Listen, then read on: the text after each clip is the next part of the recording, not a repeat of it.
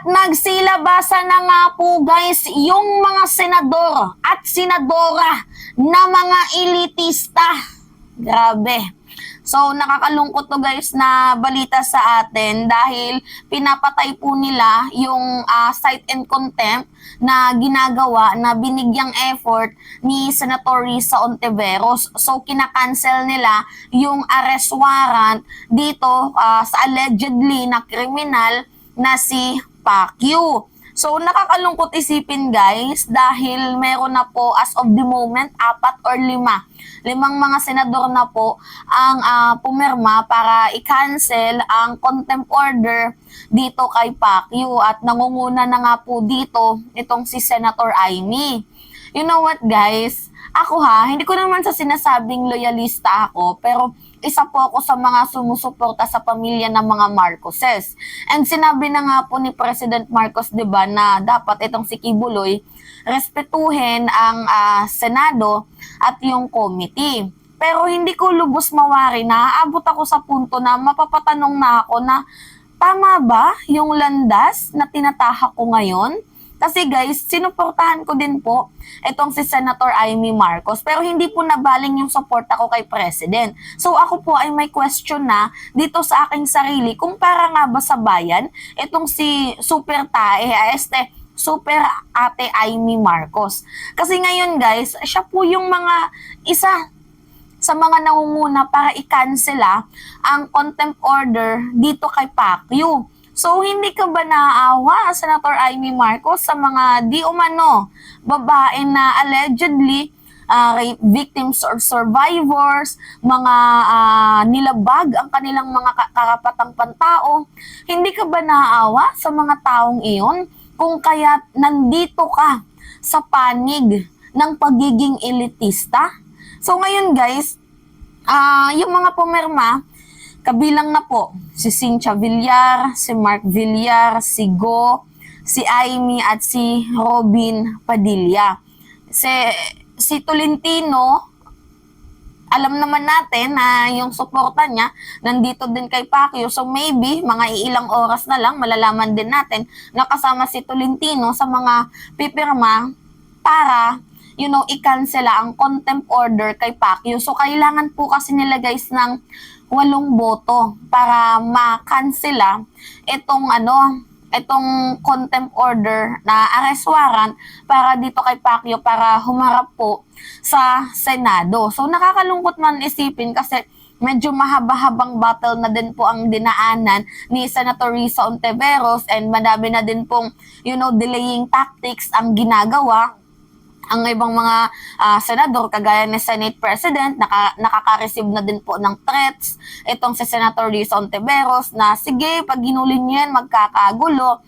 So, kahit will po ng mamamayang Pilipino na i-cite and contempt itong si Kibuloy, wala po tayong magagawa kung yung mga elitistang senador na yan ay umayaw dito para ipa-cite and contempt, para ipapatay itong arrest warrant dito kay Pacquiao. So ito nga guys yung video kung saan na makikita nyo guys kung gaano ka-sympathizer itong si Super Tae.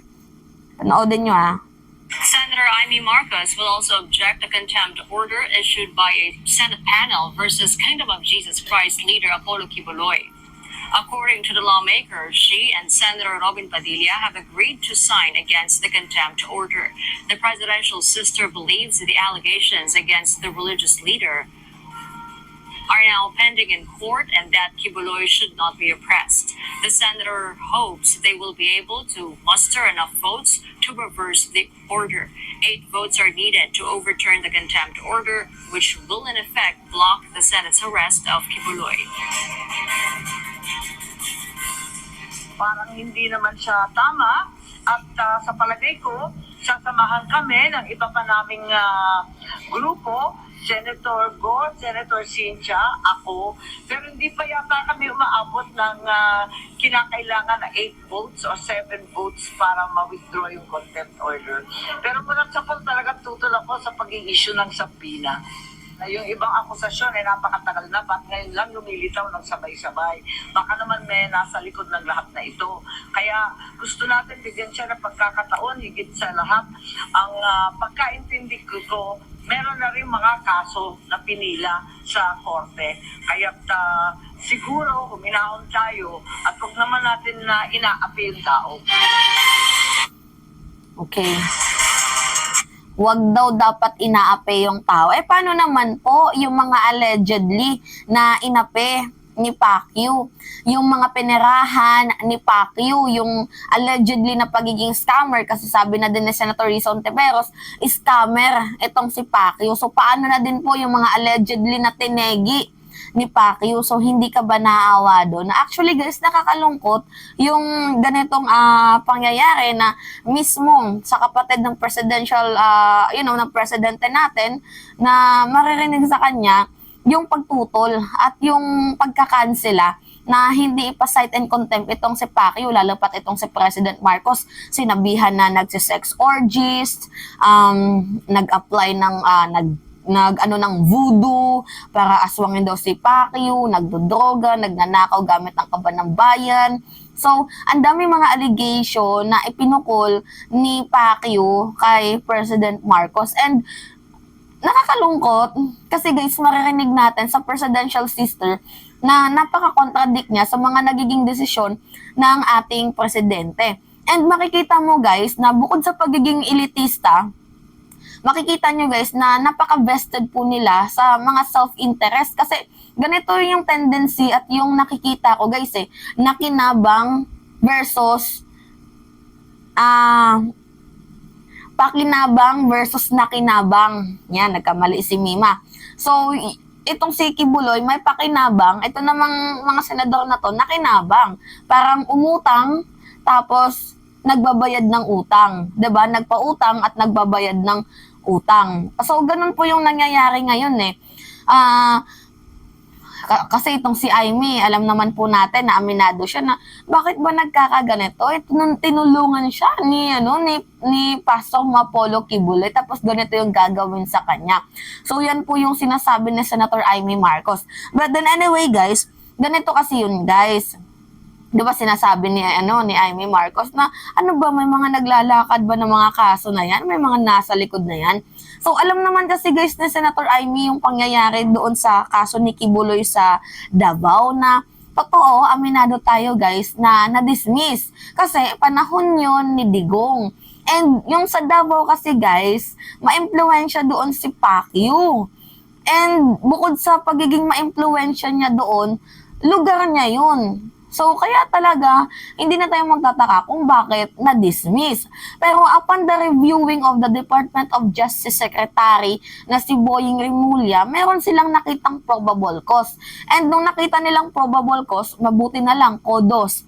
Dito kay Senator Risa Hontiveros, kahit hindi man po ma-cite and contempt itong si Pacquiao, hindi pa din po tayo magiging talunan sa parte na to. Dahil kodos nga kay Senator Risa Hontiveros na nabulabog niya yung mga dismissed na kaso ni Pacquiao doon sa Davao. So ito na nga guys, nung nakitaan ng Department of Justice na mayroon pong probable cause sa kasong child abuse, sa trafficking, abuse, 'di ba? So kung ano pa man kaso na yan, pero kung alam ko lang trafficking, abuse, and child abuse, actually tatlo yun.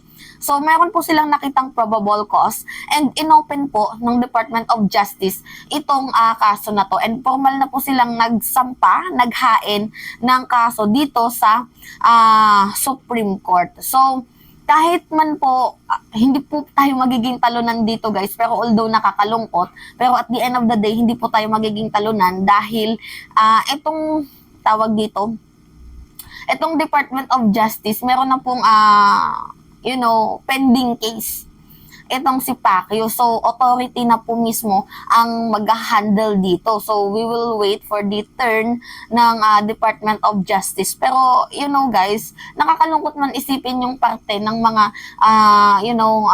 hindi pumirma para sa cite and contempt at sumuporta sila na withdrawal ng cite of contempt dito kay Pacquiao para hindi po ipa-arrest. So, nakakalungkot man isipin. Pero sa kabilang banda, kudos pa rin po kay Senator Risa Hontiveros dahil na-open up itong kaso ng mga dismissed kay Pacquiao. So sinabi na nga guys ni Department of Justice Secretary Boying Remulla na talagang kailangan niyang harapin. Kasi mahirap naman talaga guys sa part ng mga victims na doon iharap yung kaso sa Davao. Kasi nga pagmamay-ari baluarte at ma-impluwensyang tao itong si Pacquiao. So hinahain nila na ilipat dito sa Pasig itong kaso na nakabinbin doon sa Davao for protection na din po sa mga allegedly victim ni Pastor Mo Apollo Kibuloy. So anyway guys, nakikita nyo no, yung pagiging elitista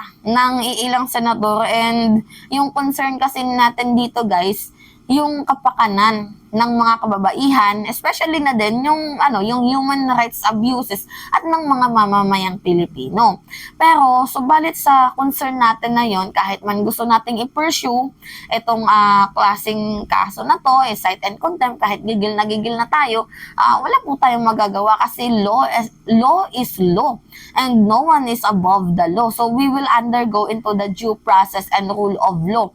So kailangan nating sundin yung batas sa order ng contempt kasi meron ng 5, 6 pa. So kailangan pa nila ng 2. And actually, nakakalungkot man isipin dahil feeling ko makakansela ang pag-cite and contempt dito kay Pacquiao. Pero yung lang natin dito guys, yung atin lang dito, at least the time is coming for the reckoning para dito kay Pacquiao. Alam nyo guys, yung kasabihan sa Holy Bible, sabi nga, your sins will find you and your sins will overtake you. So, walang kasalanan ang hindi talaga mabubunyag and truth will always prevail. Kahit paulit-ulit man po yan na harangin, kahit paulit-ulit man po yung lakarin ng mga elitistang senador, hindi natin may tatanggi na yung procedure sa rule of law and due process ay nakikita na din natin sa kabilang banda kasi at the end of the day, hindi pa din po tayo magiging talunan dito dahil nakita natin na itong si Department Justice Secretary Boying Remulla ay meron na din pong movement para dito sa kaso sa Supreme Court para dito kay Pacquiao. So yung sinasabi nila na sige, dalhin nyo nga sa Supreme Court, kasuhan nyo kung totoong may kaso. Ito na yan guys, ito na yung sinasabi ni Lorraine Badoy, sinasabi ni Ka Eric, yung sinasabi ni Harry Roque, and also sinasabi ni Amy Marcos na kung totoong may kaso, bakit hindi nyo dalhin sa korte? Hindi naman po korte ang Senado. Yes, hindi po korte ang Senado, pero ito po yung stepping stone para sa investigation. But then, nandito na tayo sa part na kung hindi man po mas-cite and contempt itong si Pacquiao, nandito pa din po yung pag-asa natin sa Supreme Court. Kasi nakitaan na po nila guys ng probable cause and nabulabog yung mga dismiss na kaso ni Pacquiao doon sa Davao. So anyway, truth will always prevail and wag niyong kalilimutan yung mga pagmumukha ng mga elitistang to. So, alam nyo guys, kahit supporters ako ni President Marcos, nandito na din po guys yung doubt ko na mas mabuti pa ata kung si ganito si ganyan, mas mabuti pa ata si ganito si ganyan, pero hindi ko naman sinasabi na against na ako kay President Marcos kasi si President Marcos mayroon pong paninindigan yan. Hindi ko sinasabi na mabuti kung si ano na nanalo, diba ganon, hindi po yun. I mean yung mga senador na mas deserving sana, katulad ni Chel Jokno, diba, si Attorney Larry Gadon, yung mga senador na na masasabi kong merong paninindigan na bakit hindi na lang sila yung nanalo, 'di ba? Bakit ito yung mga taong to, yung mga nanalo na to. So nakakalungkot lang isipin na mostly sa mga nanalong senador ay yung mga walang bayag, walang paninindigan para sa mamamayang Pilipino at para sa taong bayan. So anyway guys, yun lang, nakakalungkot, nag-share lang ako ng thoughts ko sa inyo. So, it's me again guys, si Mimali Shonyo, at nagbabalik ulit para sa ating panibagong video.